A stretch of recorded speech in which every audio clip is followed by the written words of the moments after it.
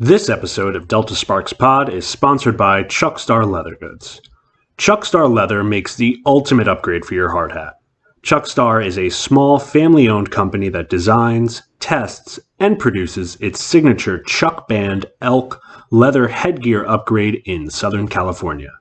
With materials and supplies sourced from specialty vendors throughout the United States, Chuckstar Leather Goods believes in creating American jobs and supporting the American worker.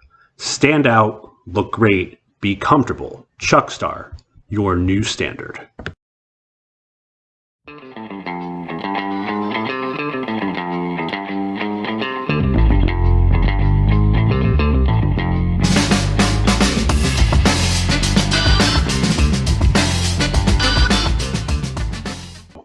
Hello and welcome to episode 11 of Delta Sparks Pod.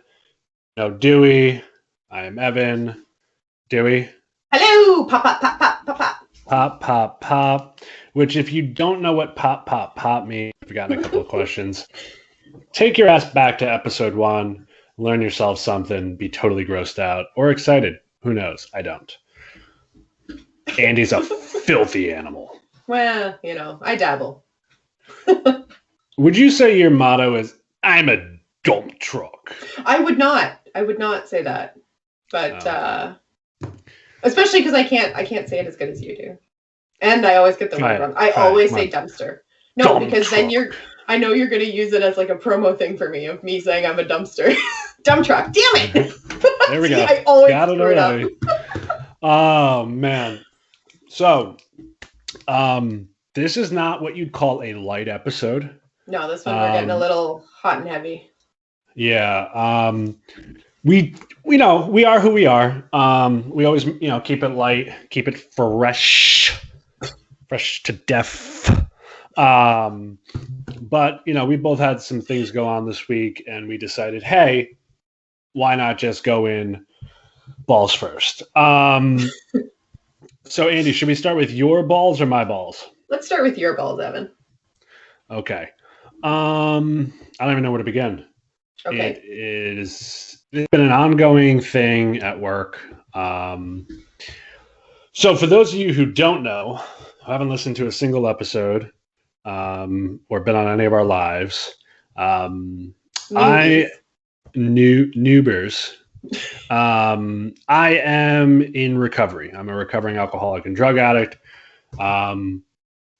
It's I don't even know where to go with that. I mean, it's just such a loaded statement. I'm a recovering alcoholic and drug addict. I have been in recovery for the most part since I was 19. I'm 32 going on 67 now. My longest period of sobriety or recovery, abstinence, complete and total abstinence from drugs and alcohol, was about 8 years. But currently, I think I have something like 200 days back from a relapse. It was a couple of days after a move and a bunch of other just very strenuous things that I wasn't taking care of myself at the time for, and shit happens. Andie, I feel like a lot of people don't understand what addiction is. No, I think you're right, Ev. Maybe it would help. I know we haven't talked about this at all. This is literally off the top of our minds. To kind of get us in frame for what we're about to talk about, to get a better understanding of what addiction or recovery looks like, do you have any questions that you would ask or would want to know in terms of if it wasn't me? So I myself have been exposed to it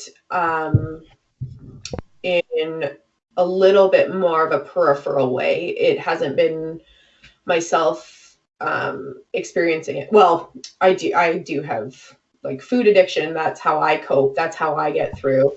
I know that's not quite on the same level at all as any sort of drug or alcohol. It's a little different. An addiction is an addiction. It's all how I think it affects your life. Right.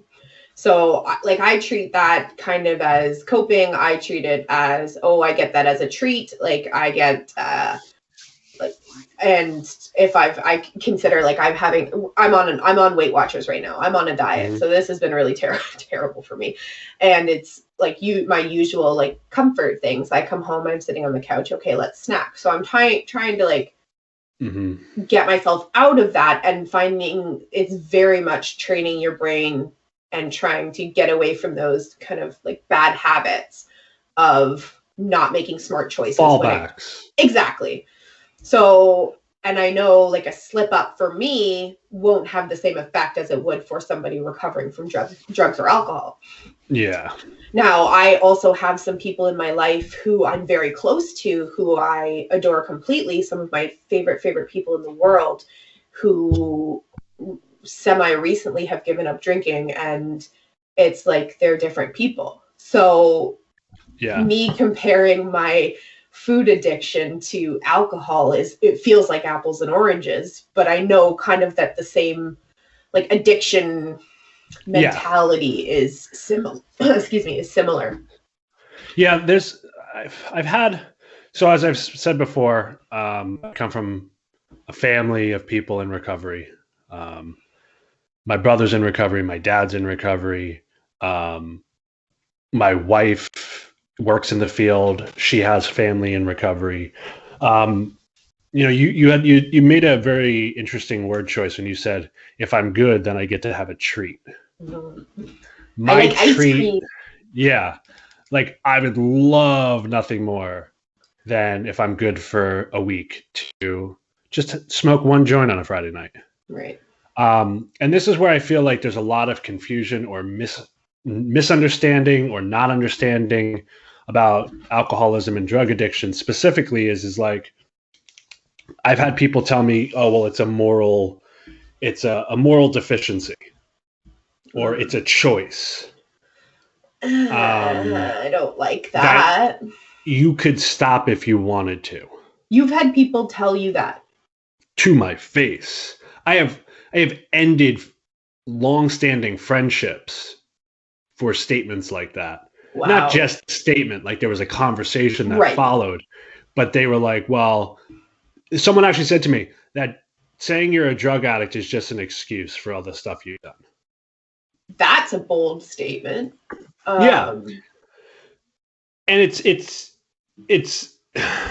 tough to hear those things, and it's tough to combat those things, because I'm of the firm belief that you can never truly change anyone's mind 100% without them at least having some experience with whatever it is. So we'll speak about drug addiction and alcoholism.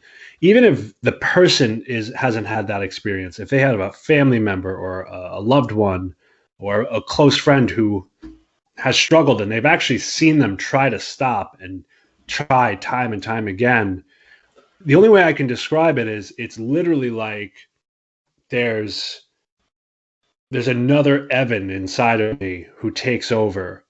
And no matter, it's like being in a straitjacket, like tied down to a bed. I have no control. I can't get out of it until something happens, whether it's an incident, whether it's, in my case, for my younger years, an arrest, or whether I have what we call like a moment of clarity, like, holy shit. Yeah. What am I doing? You kind of get this moment of clarity, and that moment of clarity isn't like an hour or a day. Sometimes it's 5 fucking minutes. Yeah. And my last 2 relapses, I had that moment of clarity, luckily, instead of an arrest, and was able to reach out for help to a friend, or, reach out to inform my wife on this last one. Like, I fucked up. But for me, when I put alcohol or drugs in my body, I am no longer in control, and it's like someone else is at the driver's seat. Lights are on, but no one's home. And I can't stop. Yeah. I cannot stop. And it's really challenging lately at work. How so? Because, like we've done episodes together where, like St. Patrick's Day, the last one we did with Chad, you were having a green beer. Fucking A. Drink a beer. Like, have fun. It doesn't affect me. I would also like to say, just not in my defense, but knowing, like, I had someone living with me at one point who was a recovering alcoholic, and I realized how hard and how tempting it must have been for her to be. This was also during our first lockdown. So my husband and I were home with her. My husband and I were at that point where we didn't know what else to do, and we'd start drinking at noon because why not? Why not? And for us, like, it's something that I don't have a problem going without it. Yeah. So listen, for us, I am it's not something to do. Yeah. I am not of the mindset that I once was, and I feel many people early on in recovery have, where you get sober for the first time, or you get clean for the first time, and every time you see somebody who's drinking, you're like, oh my God, they're an alcoholic. Mm-hmm. No. Like, my wife can drink. My mom, my sister can drink. Mm-hmm. My sister and other people I know, without throwing people under the bus, can smoke on occasion and be okay. But I do want to say that I do realize that some of that kind of stuff can be triggering for people. So before I did have my beer, I did check with you that that was and what okay did I for say? you. You were like, oh yeah, go ahead, which is great. But I realized that for this addiction, it may trigger more. Triggered an okay word. I don't know. Trigger. Triggers are really trigger's a good word, and where I'm going to go with that is A. No, when it's someone's free time, someone's personal time, they should never feel. I don't want anyone to ever feel they can't be their most authentic self and do them to their most 100% around me. Right. Now, with that being said, if I step away from a situation, that's not me not condoning what they're doing to a point. Like, if someone's blowing rails at a backyard barbecue, bro, there's a bathroom. Mm-hmm. But I might remove myself for a moment or a few minutes at some point where I may have been triggered. I may just be uncomfortable, or I may just not want to be around it. Certain things, like, I'll be honest, drinking was never my thing. I got drunk a bunch, but I got drunk when I couldn't get my hands on other stuff. Right. So when someone drinks around me, it's not appetizing to me, because even in relapses, I've tried to just drink, right? Yeah. Tried to prove to myself that I'm not an alcoholic. That didn't fucking work. Right. Because all that did was it said, well, you're already fucked up, so might as well go do what you want to do. Yeah, slippery slope, right? Right. So all that being said, I am all for everyone and anyone doing whatever they want to do on their own personal free time. Mm-hmm. Places I don't expect. Yep, go ahead. I was just going to say the keywords being there is their free time in an appropriate setting. Right. Inappropriate setting. Very, very apropos. Oh, thank you. Thank you so much. Places I don't expect to have to run into people doing drugs or getting drunk. At fucking work. Now. Nor should you. Nor should I. Now, Evan, the trades are full of people with issues, and full of people who, stop showing off the brand. We're not sponsored by them. We're going to get sued. No, I was just, I picked it up and it looked like I was cracking a beer as we were talking about alcoholism. So I just wanted to, this is just my caffeine addiction manifesting itself. Hey, I got mine right here. Yeah, attaboy. But places I shouldn't expect to see people getting messed up is at work. And it's not something that's new to me. It's something that I've seen since the beginning of my career. Quite honestly, the few guys who got me who introduced me, who I've talked about before, to the trade and taught me and got me connected and got me on this path, were all recovering alcoholic and drug addicts. Mm-hmm. Right. You said you actually met him at a meeting. An AA meeting. Yep. Yeah. And they told me about the old days, those old union days, especially, where drinking was not just not frowned upon. It was the norm. Right. Everyone and anyone was. But it's 2021, and I don't think that I should have to go to work and watch people or see people not just being fucked up at work, but getting fucked up at work. Yeah, I completely agree with you. From my standpoint, it comes less from the triggering and addiction standpoint Safety. as from safety. Oh my You're God. working with fucking electricity, or you're working with anything. I don't care what you're working with. That doesn't. You could be an it's accountant. You inappropriate. could be an office worker. You could. I don't care. You could always put yourself in harm's way by being under the influence in an environment that isn't 110% controlled. And also, you don't have to be doing anything. Great. Now let me say this. I would feel like a hypocrite if I didn't at least say, I'm no angel. I'm no saint. In relapses, while I've been in the trades, I have gotten high at work. And it's really tough talking about this topic in a what not to do. And, it's not okay when I know full well and well that I have done that in the past. Right. Now, I'm not calling anyone else an addict or an alcoholic. I will say, though, that you having done that puts you in a more justified place than myself, who I have never done that. I'm scared to drive if I have any sort of... That was one of my favorite pastimes. But you know what I mean? So I feel like you have a little bit more of a justified standpoint on it than somebody who's like, I'm like, I don't feel like I have that leg to stand on. I know what I feel, and I know what I would want from myself and from the people that I'm working with. Yeah. But yeah, safety is number one. The number one reason why it's not okay. I think number two is productivity and accountability. Yeah. I would say accountability above productivity personally, but well, I think they go hand in hand, because on a job site, maybe not every job site, but on the job site that I'm on right now, we're at a fucking balls out rush to try to get this thing, this project, this part of the project wrapped up by today. Didn't happen. Right. And there was a lot of stuff upon going back and looking at things that now, since our date got pushed back a few days, of things not labeled, things not even ran. Right. But being told that everything was done. Jobs incomplete. Jobs that were labeled wrong. Things that were changed and not gone back and relabeled.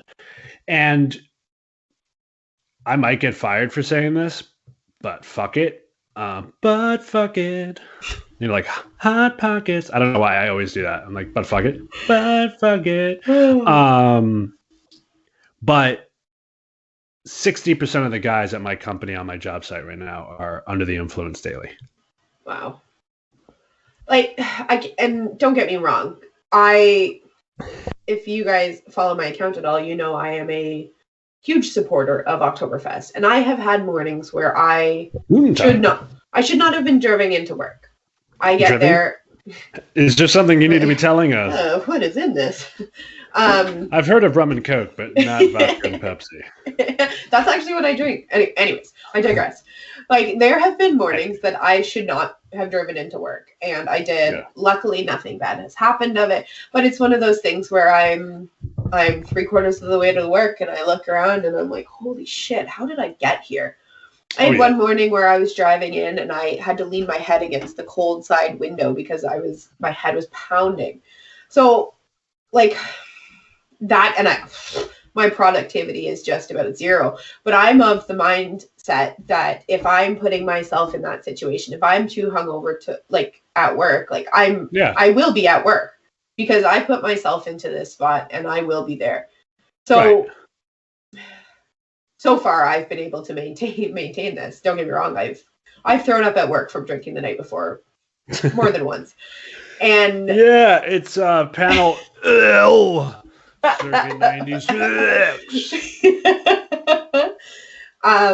But I'm always of the mindset that I did this to myself, and if I can't handle the repercussions of it, and like my day after, that I shouldn't be doing that the night before on a work night. Like Right. That's my rule. So, and it's so far has saved me from getting like too far gone that I haven't been able to actually make it into work. I've never had a day where I haven't made it into work the next day. There's been days where I really didn't want to be at work, but I have those days sober too. So yeah, I mean, any day that ends in a Y. Right. Am I right? I'll be completely honest. So I was really triggered 2 days ago.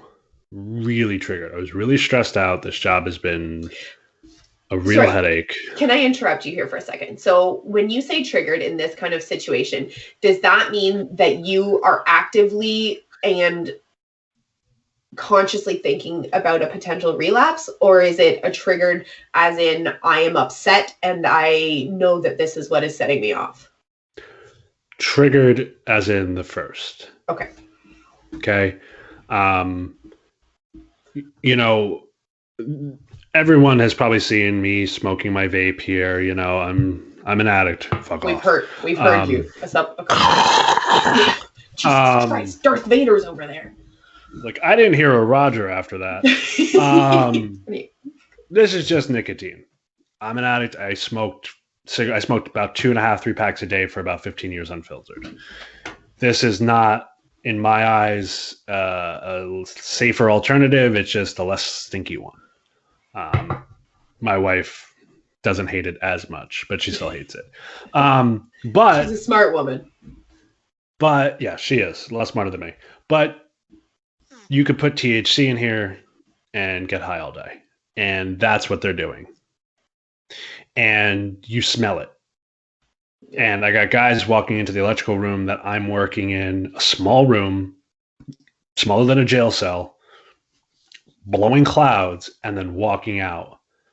And I'm left standing in there smelling this. Now, in case you couldn't tell by the shirt and by the Grateful Dead clock, I am 110% a pothead or former pothead. Now, Ev, I just want to know if that's something that, not that it should matter, but is this something that the people that you work with know that you are in recovery? Yeah. These same people, 2 weeks ago, I hopped in one of their cars because a bunch of us were going to go grab food. I don't know if I said this to you, but I hop in I called shotgun. I hopped in, the guy driving pulls out, 3 guys in the back. We no sooner get out of the parking lot, guys lighting up a bowl, pass it to the guy behind him. They pass it back up to him and he goes to hand it to me.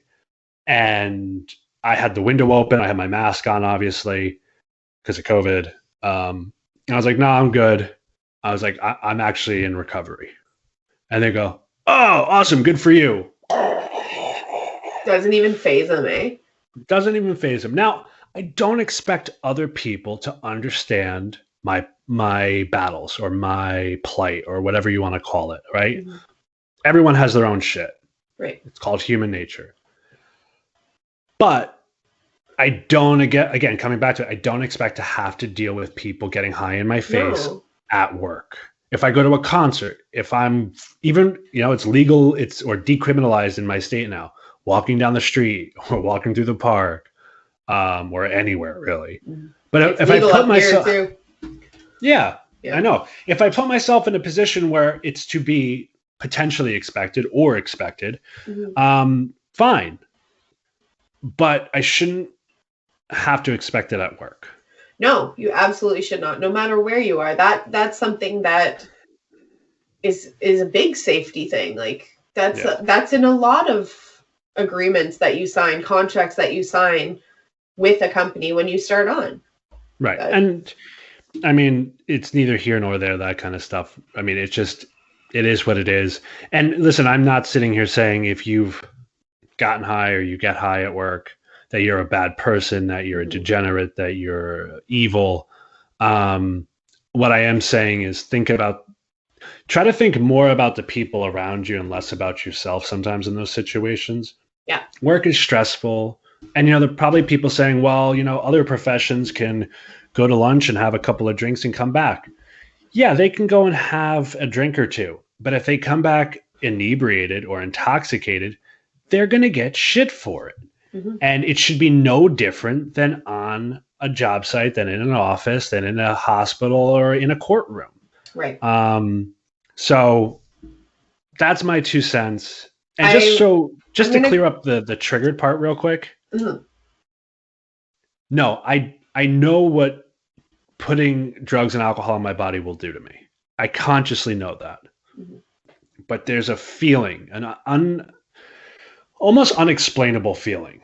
Okay? It's almost like when you hold your breath or you're underwater and you just want to get air.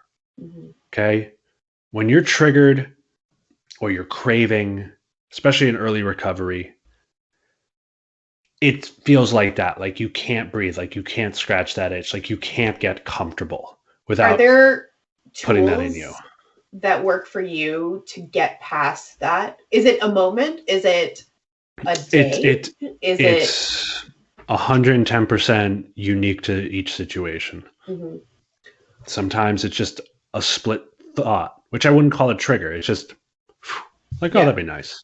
Yeah. You know, like I was on the roof the other day working. It was 65. I had the Grateful Dead jamming out. I was like, yo, a fucking blunt right now would be tight. You know? Mm. But Tuesday, I left. I didn't work the 10 hours. I left at 2. Yeah. Because I came up with an excuse. I was like, I just need to get out of here. Yeah. Removing yourself from the situation. That sounds like a great tool. Yeah. I mean, I have a support network where my friends who are my network, who are people in recovery who understand. I have my sponsor. I have my brother and my dad as well, who I can call anytime, day or night, and they understand because they're both in recovery. Mm-hmm. And I just try to let it out, and I hit my meetings still on Zoom. You know, I'm not perfect, and no day am I ever perfect with my recovery, but it's hard enough going through life without having something that quote unquote normal people can have. Yeah. Part of that trigger and part of why I got so upset was I was jealous. Yeah. I would have loved nothing more than to take what was passed to me and relieve the stress and anxiety of work and the work situation like everyone else was doing. Mm-hmm. But I couldn't, or I can't if I want to continue the life that I have, because I don't do things smartly. I thought you were going to say I don't do things half-assed. So I thought you were going with that. Only whole-assed. I whole-ass everything. My addiction leads me to being arrested. Almost every time I've gotten sober. Yeah, I mean, I was facing a lot of time in jail when I was younger. Mm-hmm. You know, which was also partly why I got into the trades, because guess what? The trades don't do background checks, mostly. At least down here. Yeah. You know? Okay. So I have 2 things to say. One, I'm really proud of you. Thank you. And I know that that's something really hard, and I'm really glad that you escaped the situation at that time and that we can have an intelligent conversation about it. Thing number 2. I wouldn't go that far. We can have a mock-up of a semi-intellectual conversation. A smart mock-up? A smock-up? A smock-up. We could have a smock-up of an intelligent conversation. Is that a smock-up or a schmock-up? Well, you got to add the like schmear, like your grandma, right? Schmear. Is it schmear or schmear? Schmock-up. Yes. Second thing. Second thing, just what you said about how it affects the people around you is where I'm going to bring us into now. Yes, please. When put it in. I was working on a site last year, we had some issues with a gentleman who was a fellow electrician and was a good friend of mine, and I would have considered him one of my mentors. Like, I have distinct memories of him teaching me how to run a 3-way switch when I was very early on in my apprenticeship, and he was a great guy. And he ended up going through a lot of stuff at home, and I think his son was quite sick, and it was a very hard situation. And like I was saying about coping, he started coming into work drunk, and he was drinking at work, and you could smell it on him. And I don't know if it was a cultural thing. He was not. I don't know if he was Canadian or no. He was not Canadian. He may have his citizenship now, but he is from a European country and kind of has that good old boys club, like old way of thinking that women shouldn't necessarily be on the job site, which I never really heard or experienced from him at all until he had some alcohol. And I started to get really inappropriate comments from him, comparing me to a stripper and saying how if he would get me some conduit and I could use it as a pole, and it's just other highly, highly inappropriate things. And do you want to send him a picture of me in a Speedo? I don't know if that's punishment enough. I don't know how to take that. You're welcome. That was a compliment. I'm on Burgundy. It was definitely something that really threw me off. I started to be at the point where I was very uncomfortable being at work. I was uncomfortable being around him. I would go out of my way to avoid him. I would go out of my way to not be in the trailer with him, because a lot of these comments that he said were in our trailer in front of a lot of the guys that I worked with. And of course, it's one of those like kind of awkward chuckles, but nobody says anything. So, and it actually ended up going to the extent of me being touched on site by him. And wow. Yeah. So it was something that I took to my foreman, who he was great. He really did make me feel better about it. He kind of put it in my hands of how far I wanted the repercussions for his actions to go, which I know everybody preaches no tolerance, but like in my mind, this was an outlier incident at the beginning. And I knew he was going through a tough time. I knew there was other stuff going on. And it always started out as joking. It always started out as joking. And then the jokes just went a little too far, a little too far, a little too far. And it was just a bit much. And it's stuff that none of the other guys were experiencing talk like this. Nobody else talked to them about like this kind of stuff. Right. And me being the only girl on site, it was really tough, and I found it very isolating to have to deal with that. Yeah. So it brings me back around to how much his altered way of thinking and his actions from being under the influence, how much it affected me and my work and my day every day when I would see him at work. Not you dread going to work. I dreaded going to work. I would have to have one of the other electricians or one of the carpenters come with me if I had to go down onto his floor, because I was so uncomfortable. Like we said, I had my own tools to deal with this kind of thing. And like, I'm just going to go out on a limb. I'm going to go out on a limb and just say, yes, he was going through shit. Yes, he was under the influence. But yes, he is also a piece of shit. Mm-hmm.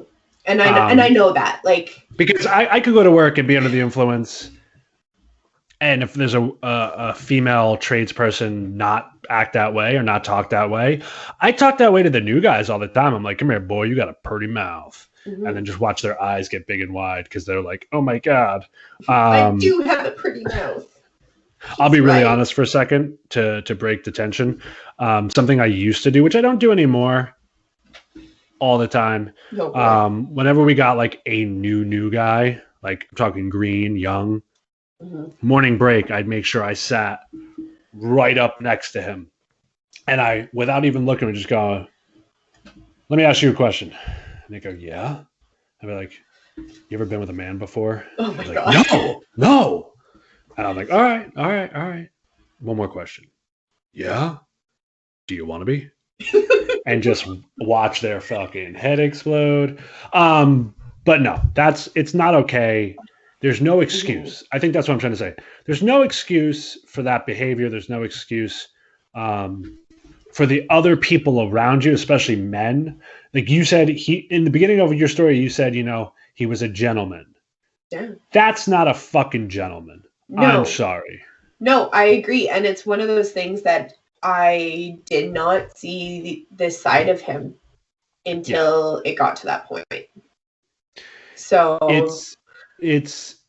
I also put the responsibility on the other people who witnessed this stuff and didn't intervene. Not because they're men, but because they're people. Mm-hmm. Right? Well, if you have a heart and you have a brain and you know right from wrong and you actively are watching or witnessing somebody treat somebody else a certain way because of their race, their sex, their sexual orientation, their disorder or handicap. If I see somebody treating someone else wrongly based off of those things, I will fuck you up. Probably verbally at first. And if you don't back down, then maybe physically. Yeah. Okay? Well, I'm a biter and I like to scratch. I will say it took me a lot to get to the point that I even came and talked to my foreman about it.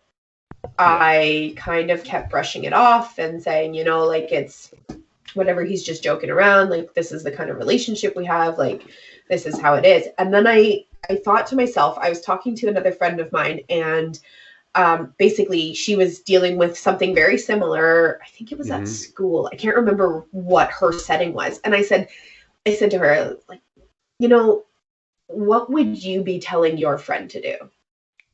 Exactly. You have to think about, say you can take it. What if the next person that they do this to can't? Right. And right there, I was like, oh my God, I got to go talk to my foreman.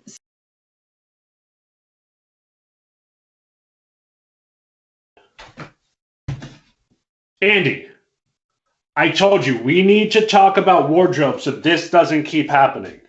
You know what? I'm just going to let it keep happening. But I will say, your mustache looks a lot better than mine. I feel like I look like Sam Elliott. You do. You look just like Sam Elliott. Can you? Oh, yeah. So, in case everyone out there... We'll stop shaving. In case everyone out there in the Delta Sparks Pod world did not know, this episode was sponsored by Chuck Star. We got our own Chuck Stars. For those of you guys who do not know what Chuck Star is, they make the premium leather wraps with cushioning for your his-ats, your hard his-ats. They are sweet. Look at this. Look, Andie says Dewey. That's me, because Evan got to pick my nickname. Yep. Andie went with Baby Blue. I went with... What did I go with? Blue Steel. Blue Steel. All he had to do was he can't turn left. I'm an ambi-turner, don't you know this? So, files are in the computer. I don't mean literally like Earth to Matilda, like, hello. So, Chuck Star leather products are for your hard hat, okay? If you wear a hard hat every day to work like me, sometimes like Andie, you know that this little piece right here, it gets worn down, it gets stanky, it gets moist. I know Sask Handyman kind of called me out on this because we originally, when I got my hard hat, it came with a little fabric piece, and I ended up ripping that out, and I have electrical tape wrapped around mine. You're just a Neanderthal. Yes, we know this. We know this. So we know this. I and Andie both have our own, so we're gonna take a minute right here. We're gonna see if us two geniuses can figure out how to install the new ones. Now, these ones that were sent to us were made specially for electricians. They don't have metal snaps, they have plastic snaps, so that way our eyeballs don't get popped out of our heads due to coming into contact. I think, and it also is worth mentioning that they are made specific for your kind of hard hat as well. Is that correct? Yes. So depending on the model type and the brand that you have, you can go on their website and check them out. They also have a phone number if you need any help figuring out what hard hat model or what Chuck Star model you should get to go with your hard hat. It's a modern idiot. Yes. So I obviously seem to be beating Andie.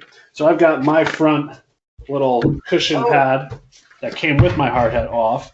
And now I'm going to take my front cushion. Now, if you guys can see, I've got this nice, super soft insert that goes on the inside. Wrap it around. I have my back one on, so you can just really quick suck it, Evan. Present it, Andie. Here. Oh. So, really quick. I'm just going to put the front one on for now. Andie's got the back one on. Let's see. I've never done this before, folks. Can you tell? This is my first time. Oh, you checked our virgin. That feels nice. Can I just say that you, I think, need to grow a white mustache now? I'm working on it. I got to come in the sides. Yeah. I'm just terrified of when I actually do go facial hair gray. Yeah. Because that means that I am actually getting really old. So, you're the elderly. With that being said, thank you again to Chuck Star for sponsoring this episode. I have my headphones on, so I can't. Andie has her headphones on. Andie's experiencing slight difficulties, but what else is new? Are we surprised is the real question. Go check out Chuck Star on Instagram at Chuck Star. Go to their website, Google them, or go to deltasparkspod.com. Click on the sponsorship link at the drop-down menu, and you will find a link to Chuck Star. Anything else, Andie? If you have any advice for how to put this on, DM me. Sweet baby. I promise it's really not that hard. I'm just that challenged. So from us to you, go check out Chuck Star for all of your hard hat leather needs. Bye! Bye!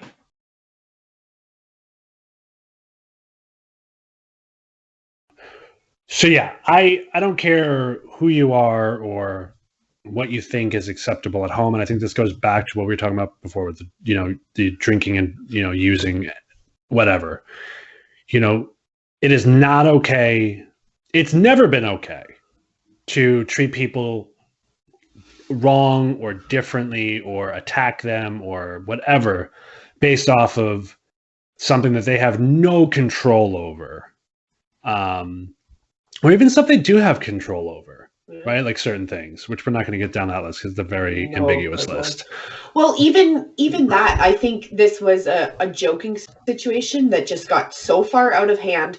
And maybe he did truly mean this stuff, but I don't think he meant to hurt me. I don't think he meant to hurt my feelings. I think he just was having a good time. And because of his altered perception, he was unable to read how uncomfortable I and the rest of the people in the room were. Okay. We can say, I'll agree with that at an 80%, not 100%. Okay. I'll take that. Take a pass. I think that, sure, he couldn't read the situation because he was fucked up.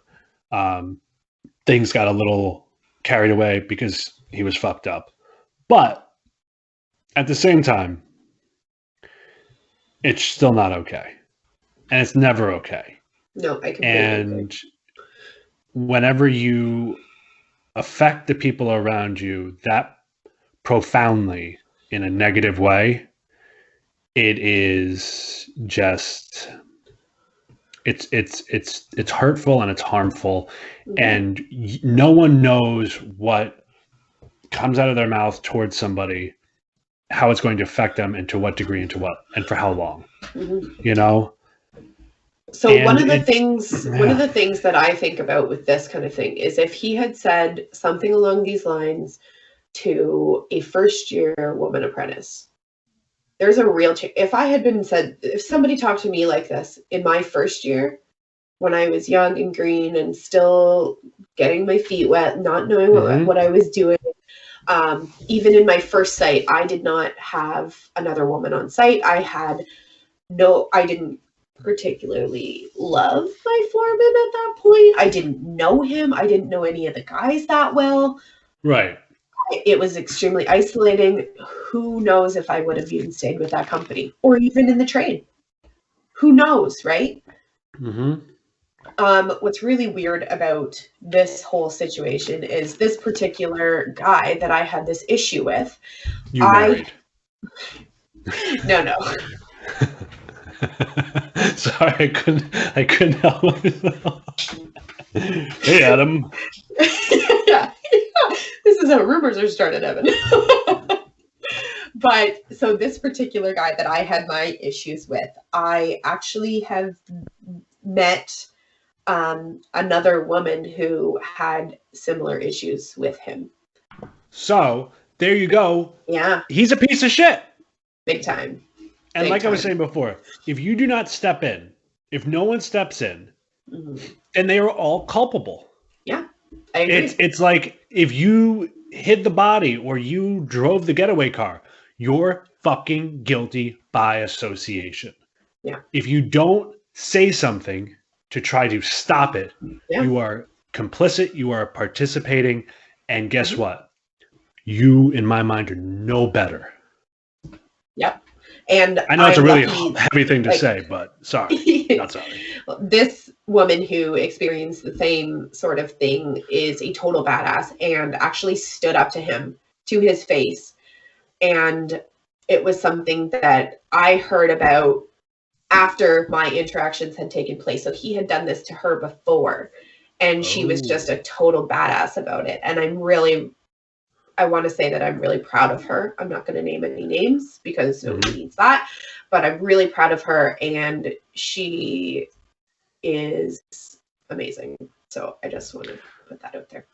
So if there's any female trade people, especially younger and newer, or even second job, because that can be really intimidating too, right? Yeah.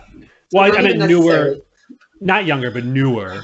Okay, who haven't dealt with this stuff, or don't have experience, or don't have as many connections like you now have to other female tradespeople, tradeswomen, trades they. Tradespeople. If a guy is ever like, "Hey, baby, you wanna blah blah blah blah blah," and they're talking about their penis, you just turn to them and go, "Whip it out, motherfucker." And 99.9% of the time, they're gonna be like, "What?" And then when they don't, you call them a pussy in front of everybody. Yeah, that right there is the 1-2 punch to put any bully on. I have guys all the time like, you can suck my dick, and I'm like, well, then present it, motherfucker. I've even gotten down on both knees before. Like, come on, let's go. And they just don't know what to do at that point. So with that, I think that's a really good segue into just the tip. Really getting good at that. Yeah, you really are. Yeah, you're just a cunning linguist. You are. Cunning linguist? What's that word? Linguist? You're losing it. Can I? One of them means sex and one of them means cunning. I don't know which one. All right, you want me to go first, or do you want to go first? Yeah, Andie, put your tip in our listeners' ear holes. Okay, so I'm just going to go with our kind of theme for today. Stand up for yourself. One of the first things that we learn working in the trades is our rights, and you have the right to not be uncomfortable in those types of situations at work, whether it's drugs, alcohol, addiction, sexual harassment, anything along those lines. Stand up for yourself. If you need a pep talk, give me a DM. I will pep talk the shit out of you. She really will. Very good at it. She'll either give you a pep talk like no other, or she'll offer to slash someone's tires. I will offer that. She I have literally, yet to do it, I think but I will every few days, that's an offer that she sends to me. It's the middle of the night, and I just get a random message. I'll slash your tires. You just say done. So that'll be my tip for today: is stand up for yourself, because you're worth it and you deserve to be comfortable and maybe not enjoy being at work, but be yourself. Be all right, your yourself. turn. That's our exit. It's not time to go yet. I honestly don't know what my just a tip is. It's been a week. Been a lot of things going on. Find something to be grateful for every day, because it's really easy in just the insanity that is life to get so 110% wrapped up in bullshit. Oh yeah. And it's all bullshit. Used to know this guy, used to say all the time, it's all bullshit. It just matters how high your boots are. Well, I will also say that there is a lot of good things too, that if you have your fingers in too many pots, you can stretch yourself too thin, and then it becomes bullshit, even though it's all good stuff, which is usually what I do. Right. It's when about dates of when we're supposed to record.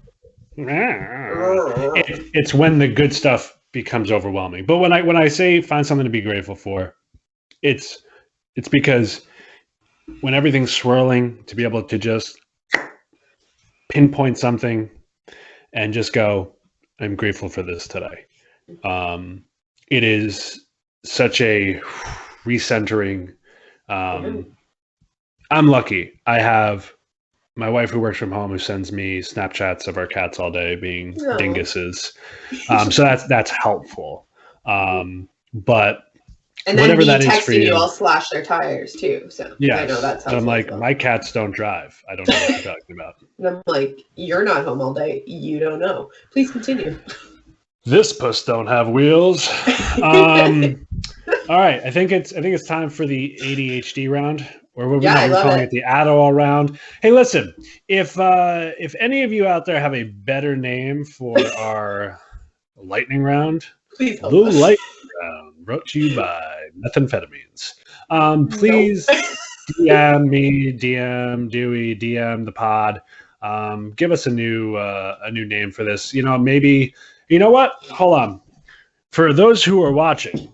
Oh boy, nice shorts. Thanks. Turning on. They sure are.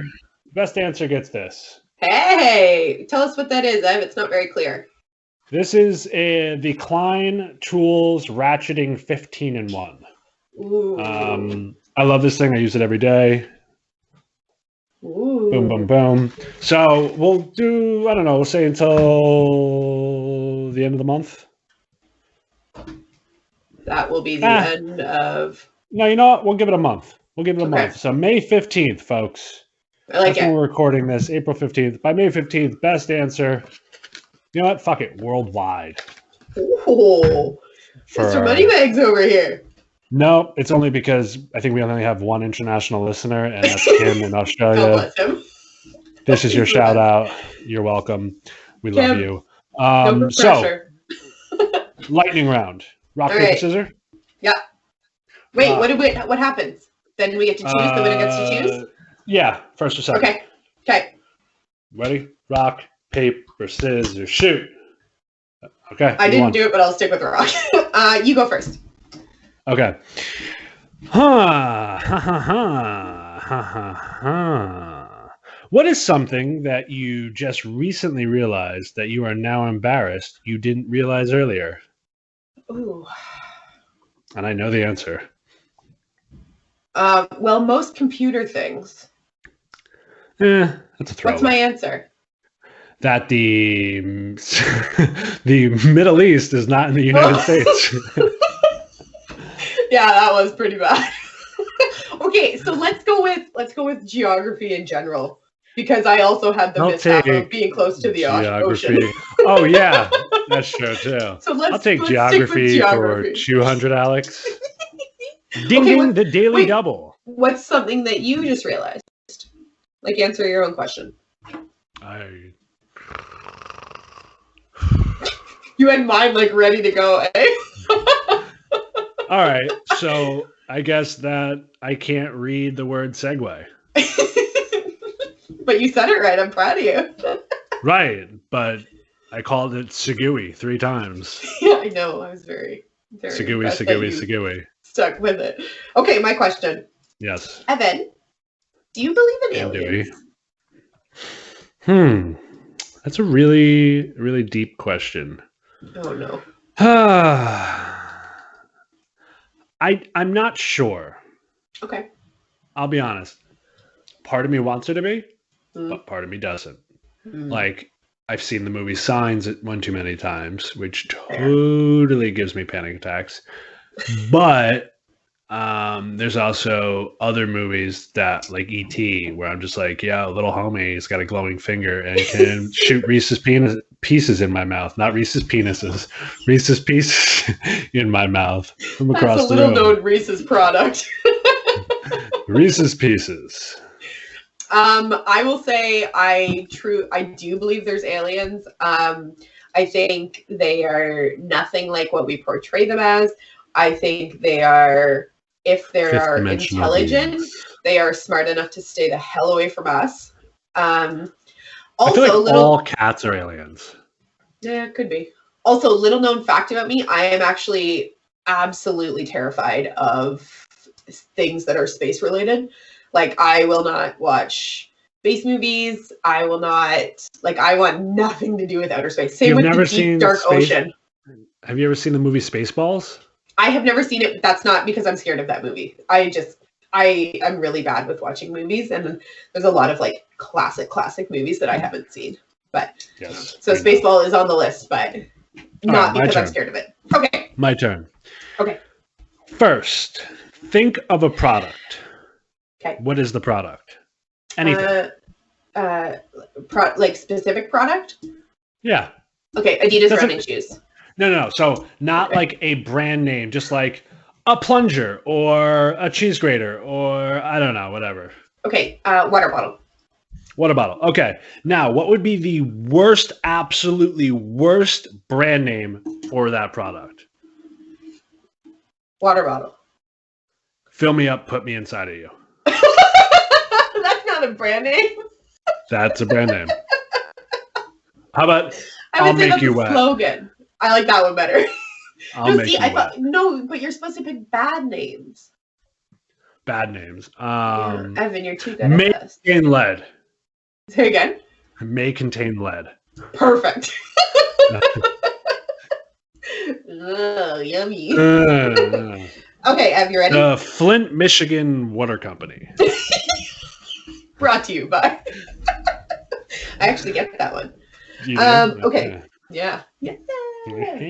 For someone who doesn't watch and or listen to the news, I'm pretty proud of that. And lives in a different country. That's 3 things. I'm doing well. But yet you still don't know where the fucking Middle East is. And I never will. Okay, Evan, if you were a fruit, what kind of fruit would you be? A kiwi. A kiwi? Like Kim. I would have said banana for you. Stop talking about my Speedos. No, because you're tall and skinny. I stand by banana. I said kiwi because one of my nuts looks like a kiwi. Like, that's disgusting. It's like brown and fuzzy, but I'm pretty sure if I cut it open, it's green and full of seeds. Oh my god. Okay, what about you? You would be an apple. You know what? That's what I was thinking too. But like the one with the worm in it. Well, yeah, of course. Of course. Okay. My last question. Sorry. If you were transported 400 years into the past with no clothes or anything else, how would you prove that you were from the future? Okay. I watched Outlander, and I was going to say, I can use my knowledge of history to predict things that are happening, but with my luck, I No get Back to the Future references. Also haven't seen it. You're fired. I would probably be burnt at the stake. I would probably be thought that I was a witch because I'm too outspoken. But I would prove that I was from the future. I have fillings in my teeth. Okay. I have a nose ring. Nothing else. So you wouldn't have any accoutrements. I think my fillings have to come with me, Evan. Filling, sure, but Okay. no nose ring. I think just my general knowledge of washing your hands with soap. Soap doesn't exist. Or whatever. 400 years ago. Soap exists 400 years ago. Kiss my ass. I know exactly how I'd prove I'm from the future. Okay, is it the Jesus dance from Family Guy? No. No, okay. I just show them I'm circumcised. Yeah, see, I don't have that. Are you with me? Can I show them you're circumcised and be like, I'm with him? No. Can I do that without looking? Somebody grab a steak. Let's burn this witch. Yeah, look, you're like, I don't know her. Yeah. All right. I have one more. I have one more. One more. Oh, yes, that's right. Okay. What would be your weapon of choice in a zombie apocalypse? But we're going to do electrical version. Electrical version. On a job site, what would be your weapon of choice for a zombie apocalypse? Oh, this is a good one. A 3/4 EMT bender. That's exactly what I was thinking too. I've thought about this before. You get it. I would probably have to go 1/2 inch myself because I'm a little smaller. No, you need the weight to really crack the skull. Yeah, but I don't. I was going to say a 1 inch, but a 1 inch maybe a little too heavy and tiresome. That's what I think my issue would be with the 3/4 is I think for me it would be too heavy and tiresome. You could just do the Milwaukee aluminum one. Fair. Milwaukee. Yes. So that is the end of the episode. Stay tuned because next week we have Matt, who you can find on Instagram at Addicted to Tools. Hey, look at that. Addicted to Tools. Great segueing. Drugs. So we're going to have Matt all the way from down under. You sound like you're from Australia.